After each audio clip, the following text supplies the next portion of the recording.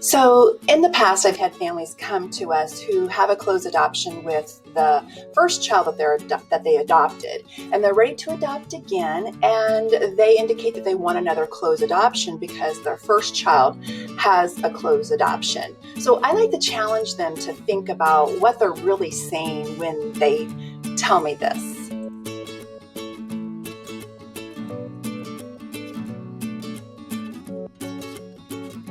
So we're going to talk about that on All About Adoption today. Hi, I'm Stephanie A. I am the adoption lady, and let's talk about what that means to a child to have a closed adoption with one family, birth family, and an open adoption with another birth family.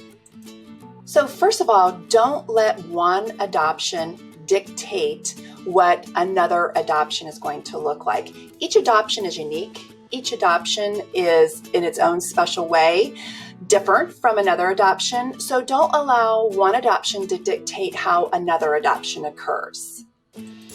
So sometimes when one adoption is open and one is closed, a lot of times what will happen is the birth mother from the open adoption will, quote, adopt the other child as if the child was their birth child as well, which will allow that child to understand a little bit more about their birth mother, kind of understand a little bit more about what their birth mom might be thinking and feeling, and it just allows them to have an open door into what the birth mother that they don't have a relationship with, what she probably is like.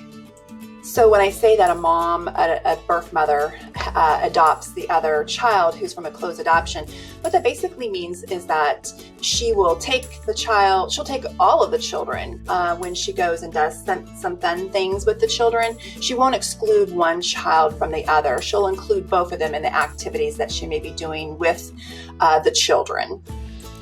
So going back to my earlier example, when families have come to me wanting a closed adoption with a second child because they have one with a first child, that really what they're saying is that they're depriving that child of that relationship with the birth family just because it doesn't seem like life is fair. And it's not fair. Life is not fair. And so it's not fair to ask for your one child to have a closed adoption because their sibling has a closed adoption as well.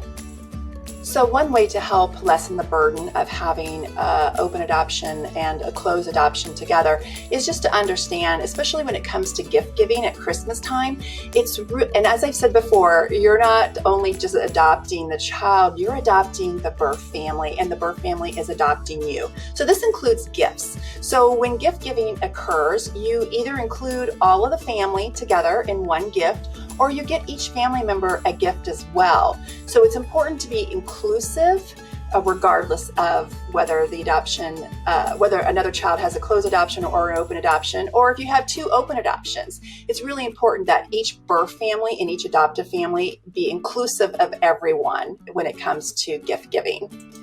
So although having one child's adoption be open and one child's adoption that is closed for whatever reasons, it's not easy, but you can make it work. And once again, it's just really important to just treat each adoption uniquely and to acknowledge that this is life, and life is not necessarily what we had planned it to be, but you can make a closed adoption and an open adoption in the same family work. Until next time, my favorite motto is it is what it is. Until then, bye.